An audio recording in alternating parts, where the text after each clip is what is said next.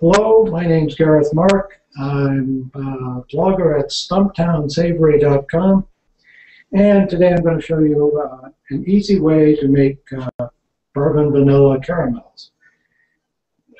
If you've never made caramels before, they're a multi-step process involving multiple pans until now. So the most important thing you can get for yourself is a good heavy 4-quart saucepan. You'll need the whole volume in the 4-quart pan for this recipe. Your ingredients include a cup and a half of sugar, a quarter of a cup of brown sugar, which you can just put right in the pan. You'll also need a quarter cup of honey. Now, most caramel recipes you see will call for corn syrup or some other form of syrup. This one, as you can see, we're just doing honey. In addition to the honey, we'll want a tablespoon, a full tablespoon of vanilla extract or vanilla paste, and at least 2 tablespoons of your favorite bourbon, possibly more than that, depends on how boozy you want them. If you are going to use salted butter, skip the additional quarter of a teaspoon of salt. If you use unsalted butter, you will need some additional salt. You need 4 ounces of butter, 1 stick, and a cup of cream. Put everything in one pan. Don't worry about stirring it up right away. Don't worry about whether or not the butter is in small pieces. It's going to melt. Everything will be just fine. Turn on the heat on a medium to medium low. You don't want it to be too warm. Now everything is in the pan, and in a few moments, let me just cut over to the pan. You can see that it's just all sitting there nice and gloppy. I'll stir it in a moment. Now, while that's getting warmed up, let's talk about what else you're going to need. When you've finished making your caramels, they're going to be in a solid block. And I find that a silicone cake pan is ideal for this sort of candy making because it will just come right out, no problem. And these are relatively inexpensive. If you're going to use a metal cake pan for this, you need to line it with foil so that you have plenty of overhang. Make sure the foil is nice and smooth.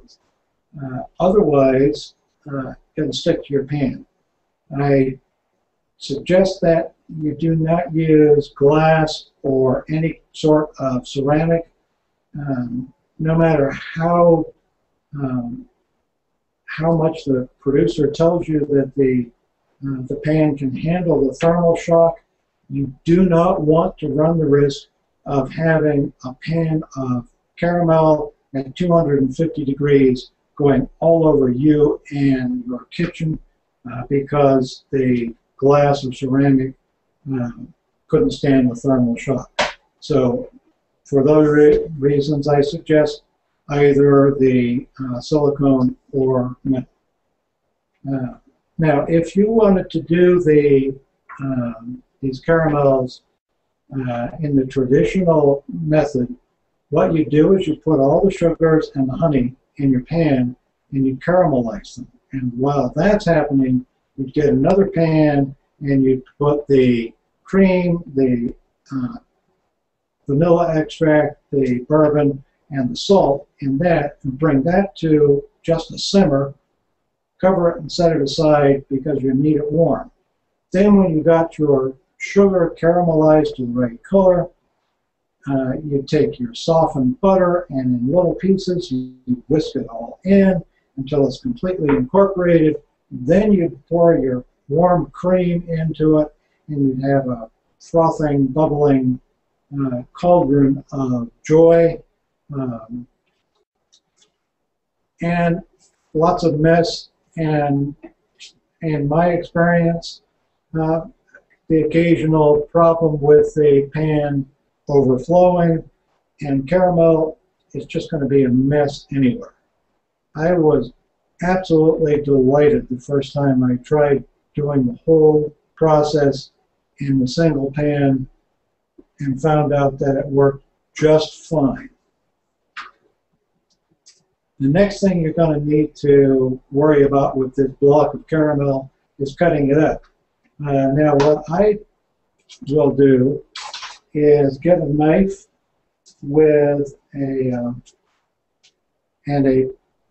some sort of container of hot water, even water right at the boil. Now, let's see if I can do this. I'm having technical problems, so I'm going to just try and see if I can move a camera here just so you can see. Yeah. It's not cooperating with me very well. Sorry about this.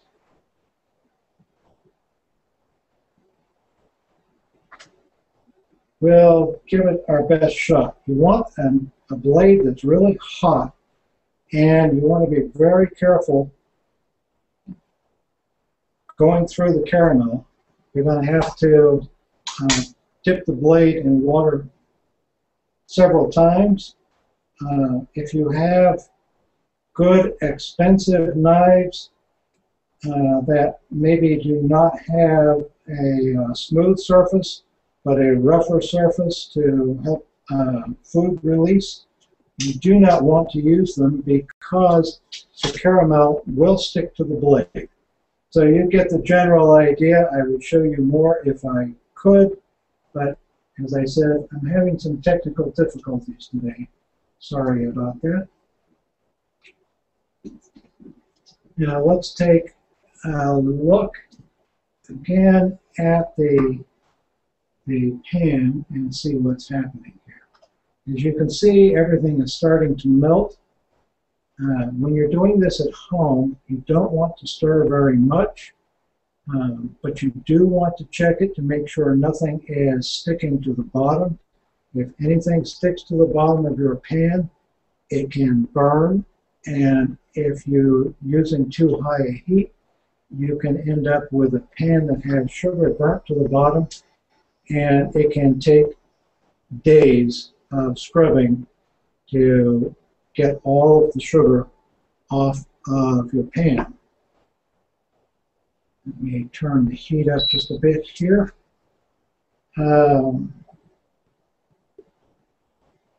Are there any questions at this point? I don't see any. Yes. Gareth, I didn't hear. Do you put salt in this recipe? Yes, as a quarter teaspoon of salt, unless you're using salted butter. Okay. Now, some people like to make this with salted butter because they prefer the flavor of salted butter. I prefer to use unsalted butter in all of my cooking because I prefer to control the amount of salt that I'm putting in my food. Salted butter is also typically older than unsalted butter because the salt is used as a preservative. It's not actually in there for flavoring. And then the different dairies will produce salts with butters rather with different levels of salt depending on the season, so that your butter tastes approximately the same and will last throughout the season. So typically, the salted butter that you're going to buy in the store will be 3 to 6 months old before it ever gets to the store, where unsalted butter will only last 3 to 6 months, so it's quite a bit fresher. So depends on whether you're using salted or unsalted butter, whether you add salt. Now you can also add salt at the end when you've completed the caramels. You can sprinkle the top of them with salt. Now you can see in the pan that it is starting to bubble up quite a bit. It will very nearly fill this 4-quart pan before it's finished. And once we get to the point where it starts to subside a little bit, that's the time to put in the candy thermometer. You do want to use a candy thermometer with this. You can use the old-fashioned method, spooning some onto a chilled plate, but by the time it shows you that it has reached the firm ball stage, which is 248 degrees Fahrenheit, it will have cooked beyond that. And I found that doing caramels, this one-pot easier method, you do have to really watch the temperature, because once it gets over about 250, the caramels will start to get too hard, and they're not pleasant to chew.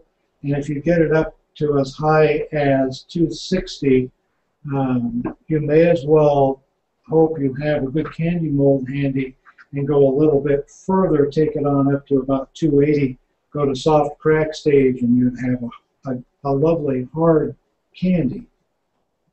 And now I'm going to put the thermometer in. When you're putting your candy thermometer in, you want to make sure you find the bottom of the pan with the candy thermometer and then lift it off the bottom so that you're not going to get a false temperature reading from the bottom of the pan. So at this point, all you can do basically is watch and wait. It will go fairly quickly up to about 225 degrees, and then it will pause for 3 to 5 minutes before the temperature goes up any further. And then it starts to go up fairly quickly again, so you want to keep an eye on it. And as I said, you don't want to stir too often unless you have a high-powered heat source like I have. I'm using an induction burner, and so I need to check the bottom more frequently than you would on an electric or gas range, where you could you've got slightly less heat going directly to the bottom of the pan. Now, let's see, where are we? It's sitting right at about 200. There we go, moving up. Are there any other questions at this point? Gareth, about how long does it take to get to the proper stage? I find that it takes 20 to 25 minutes on a stovetop. I'm pushing at a little faster pace because of the induction. But even so, we're going to get to that magic point of 225, and then we're just going to have to wait. I wish that I could tell you that there was something magical about this, but I did want you to see that it actually works. Now, the block of caramel you saw me pull out of the cake pan earlier was one I'd done this morning using the same method. So you can see that it turns out a lovely caramel. Gareth, a quick question. Yes. You said earlier, I think you started out with a low or medium temperature. Did you change that at all at any point? I mean, I got distracted a little bit, so I'm just following up with that. I turned it up slightly once everything had liquefied, but you can keep it at the medium low. It will just take a little longer, is all. Okay. It's better to be a little bit slow than to go a little fast, because if you're going a little fast, you really raise your risk of burning. And once this stuff starts to burn, it will, even with this stainless steel pan, it took literally 3 days of scrubbing to get all of the burnt sugar off the bottom.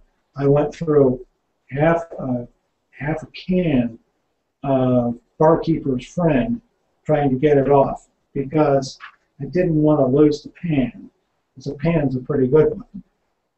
So as you can see, it's bubbling quite well. We're sitting right at 225. The color will start to change. It will darken slightly.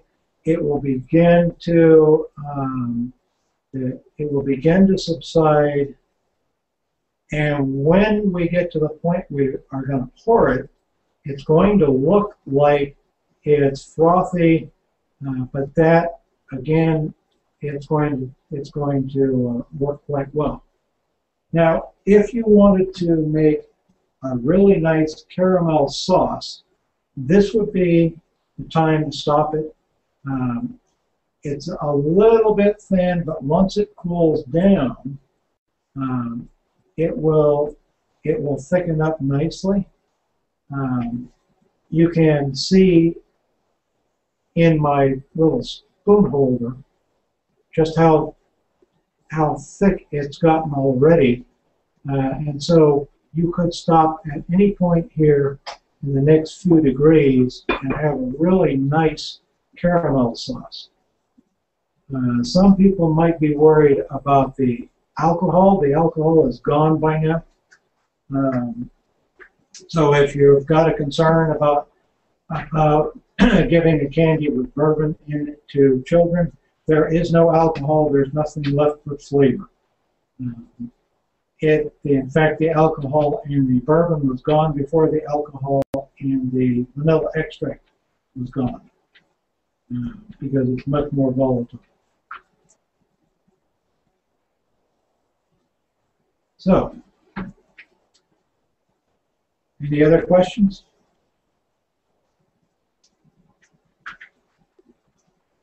When you are ready to pour it out of the... Actually, Gareth, I do have a question. Yes. I think this could be helpful. How many quarts is that saucepan? Because clearly if it's too small, it'll overflow. Yes, that is a 4-quart saucepan. Thank you for asking. Any pan smaller than 4-quart is going to be a problem with this recipe, because it will overflow.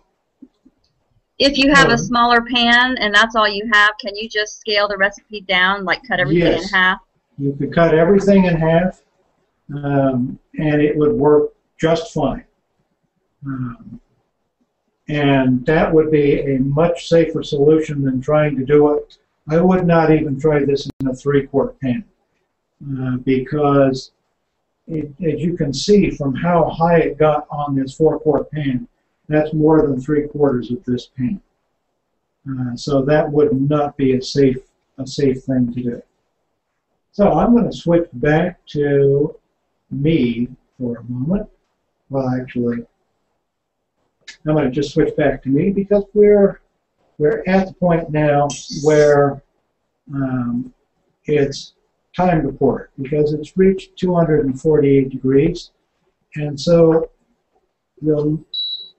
you saw how frothy it was, and when you pour this, it's best if you set your